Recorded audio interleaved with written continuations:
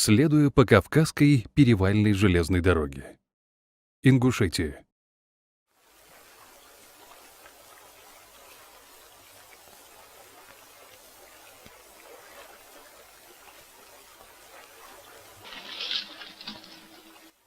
Охотское ущелье непосредственно граничит с Ингушетией.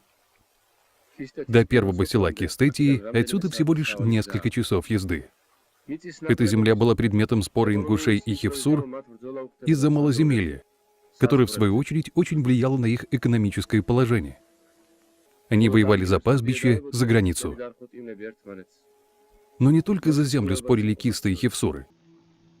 Между ними случалась кровная месть. Они угоняли друг у друга стада овец, коров, табуны лошадей.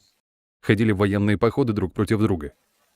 Но в дни мира принимали один другого у себя в домах, как самых почетных гостей, становились побратимами. В грузинских письменных источниках Ингушетия известна под такими названиями, как Дзурдзукетия, Дзурдзукхелветия и Кистетия. Ингушские племена упоминаются у Леонтия Мравелли, историка Джуаншера, в летописи Жамта Агнцрели, Папуны Арбеляни, Амана Херхиулидзе и Вахушти Багратиони, написавшего следующие строки. Выше от Джейраха находится страна Кистетия с селениями и строениями.